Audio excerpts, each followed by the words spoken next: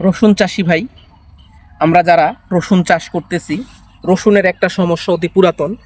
যদি বলি, আপনার রসুন রোপণের পরে মাথা পুড়ে যায়, মাথা পচে যায়, গাছগুলো খাটো হয়ে থাকে, বাড়তি অনেক কমে যায়। এই সমস্যাটা সবারই হয়। যদি আপনাকে দেখাই, এই জমিতেও ঠিক একই অবস্থা ঘটছে, কিন্তু একটু ভিন্নতা যদি বলি, দেখেন এইটা কিন্তু পচে গেছে, পচে কিন্তু নিচের দিকে নেমে যাচ্ছে। তার মানে কিন্তু এটা একটা মোড়ক লাগছে। এই ধরনের সমস্যা যদি আপনার রসুনে হয়ে থাকে, তাহলে আপনি খুব দ্রুত আপনাকে টেবুকোনাজল ব্যবহার করতে হবে। টেবুকোনাজল আছে, এই ধরনের ঔষধগুলা আপনাকে যদি খুব দ্রুত ব্যবহার করতে পারেন এই সমস্যা থেকে, কারণ এখনও তার গোড়ায় কিন্তু কন্দ আসা শুরু হয় নাই, এখনও পর্যন্ত তার গোড়ায় ফলনটা আসা শুরু হয় নাই। সেক্ষেত্রে আপনি যদি এখন টেবুকোনাজলটা পার লিটারে 1/2 ml করে সপ্তাহে একবার, পরপর 3 সপ্তাহ আপনি দেন, আশা করি এই মাথা পচা রোগটা থাকবে না।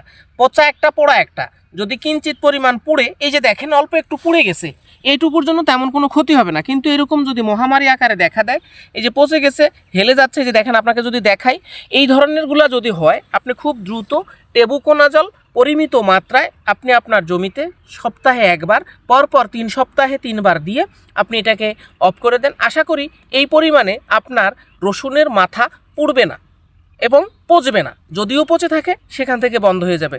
আশা করি আমাদের এই প্রক্রিয়াটা আপনি একটু পরীক্ষামূলকভাবে দেখে হলেও আপনার রসুনের এই মাথা পচা রোগটা আপনি রক্ষা করবেন, এই প্রত্যাশাই রইল আমার। ধন্যবাদ।